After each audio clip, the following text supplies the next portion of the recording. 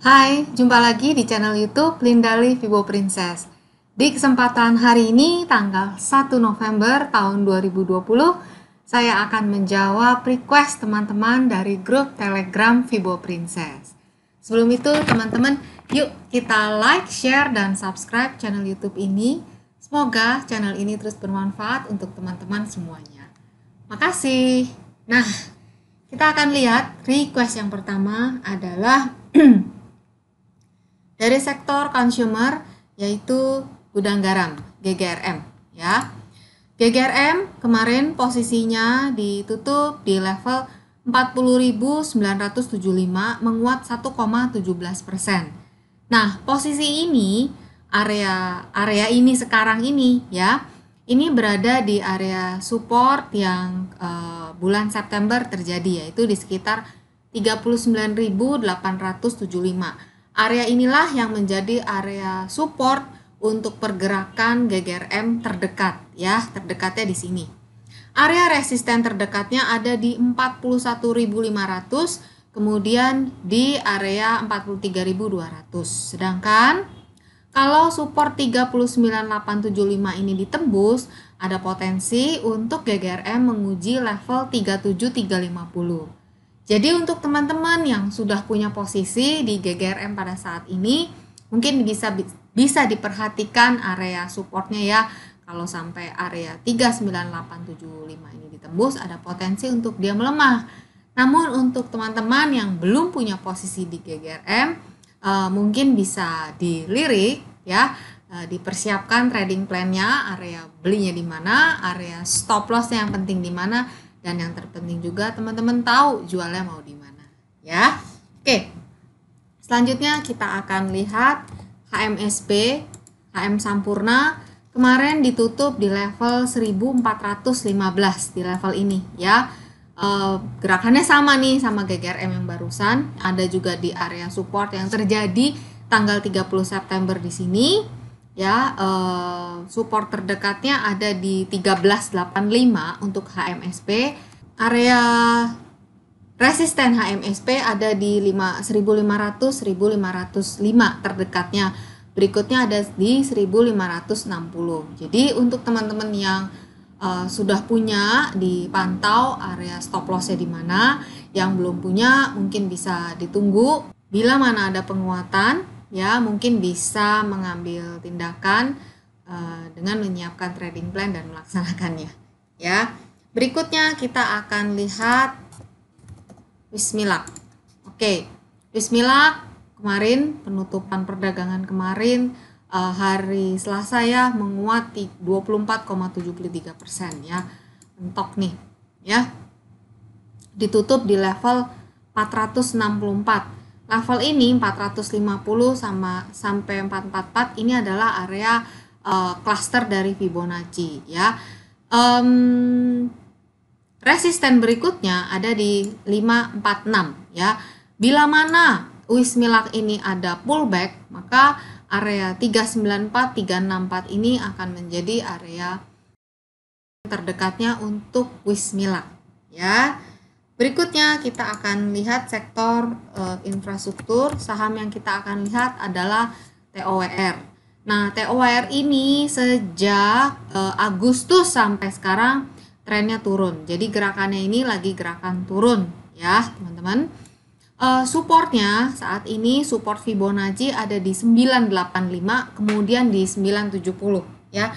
Pada saat ini di pergerakan kemarin di penutupan 990 belum kelihatan adanya tanda-tanda mau reversal ya.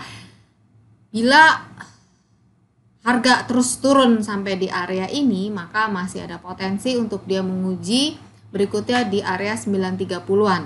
Namun bila ada penguatan, masih terbaca sebagai penguatan sementara. Yang akan diuji adalah level 1033 bila mana ada penguatan ya. Itu untuk TOWR.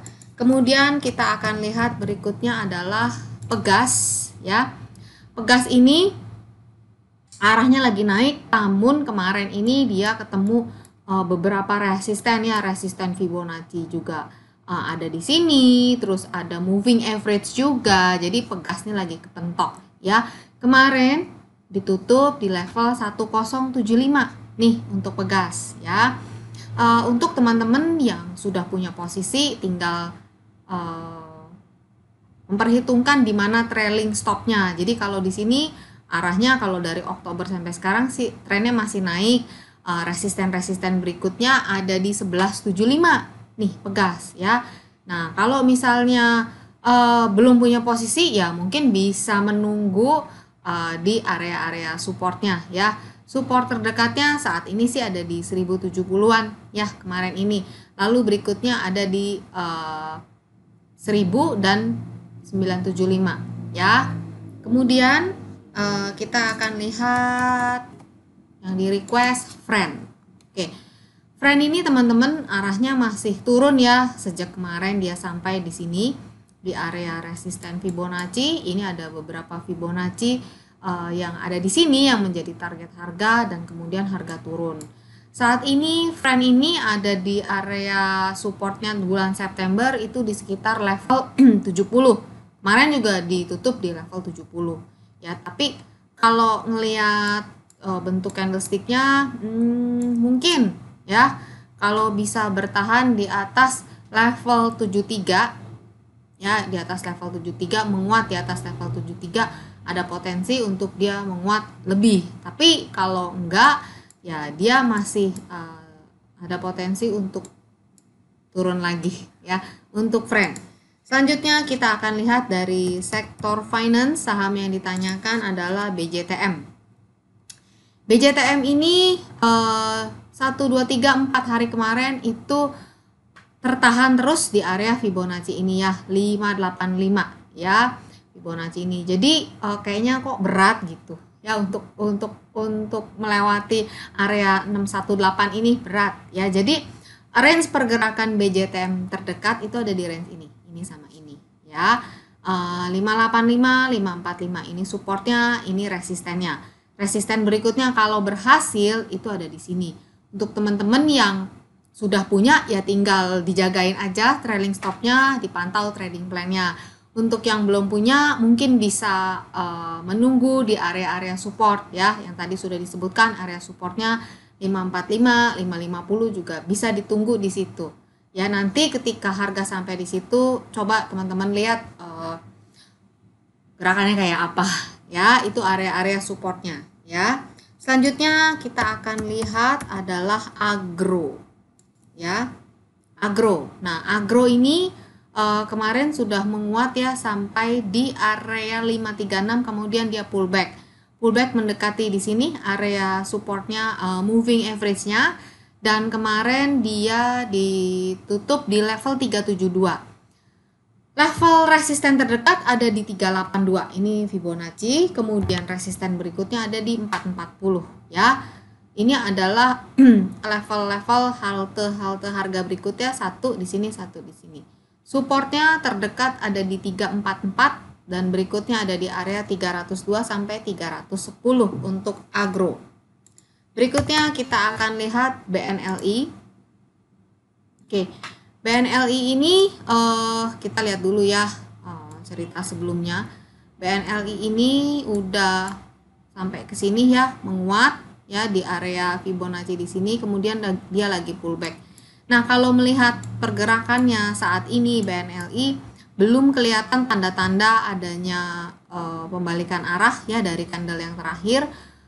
Belum kelihatan ada tanda-tanda pembalikan arah, walaupun kelihatannya penurunannya sudah mulai mereda, namun belum kelihatan nih adanya daya beli yang lebih besar. Oke, support terdekat ada di level 1960 di sini ya. Resisten terdekat kita lihat di 2190 ya, di sini dulu ya. Kita lihat BNLI area pergerakannya di area ini. Berikutnya kita akan lihat Astra Internasional ya. Astra naik terus, sekarang mendekati area resisten di 5.550. kemarin ditutup di 5425 ya Astra. Oke, 5550 ini akan jadi resisten terdekat, sedangkan supportnya ada di terdekat di 535225. Untuk kamu yang sudah punya posisi, dijaga aja trailing stopnya. Untuk yang belum punya posisi, mungkin bisa menunggu ketika nanti ada retracement ya. Oke, kita akan lihat sekarang dari sektor properti. Saham yang ditanyakan adalah BES. BES ini sejak 18 September sampai sekarang dia sideways di area ini, di range ini ya, 169 sampai 200. Nggak nyampe 200 sih, kemarin sampai 188, 169 sampai 188 ya. Untuk si BES ini lagi sideways di sini.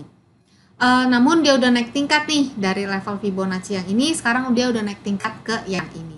Oke, sekarang dia lagi ada di sini. Oke, resisten terdekatnya ada di level ini, 202 ya. Supportnya ada di 169. Ini untuk BES ya.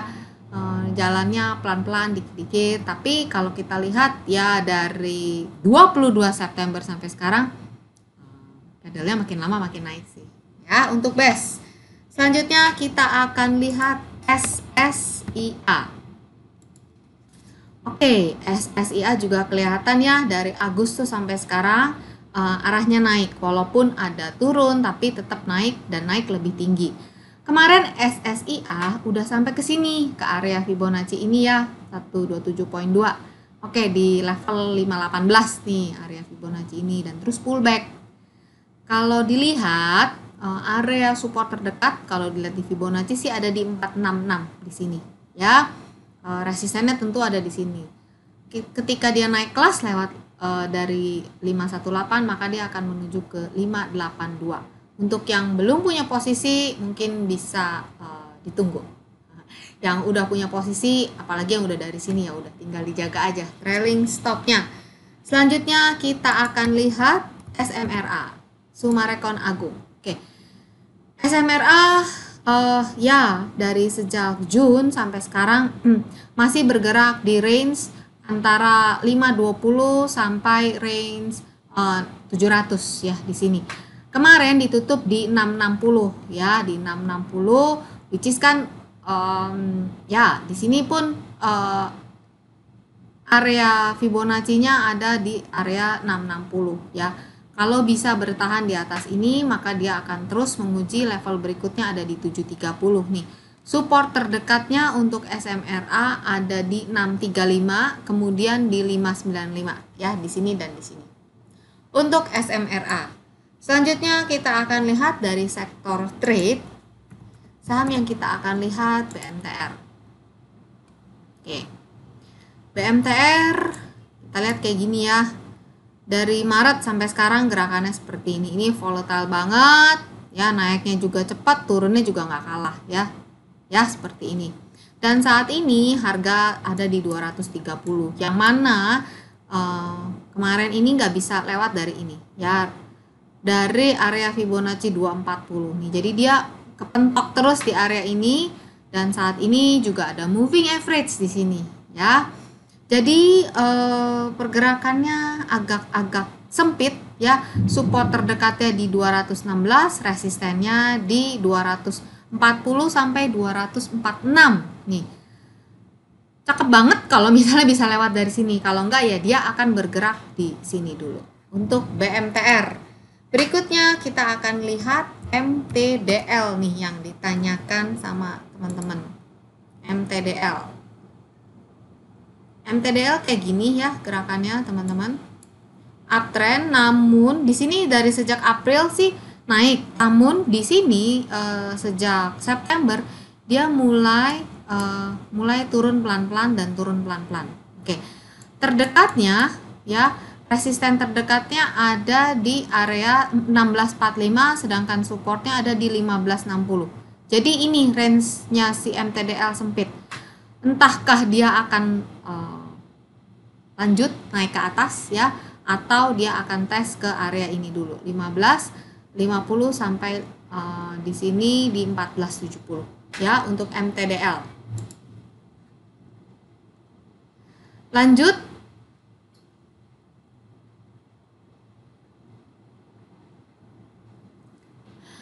mati lampu.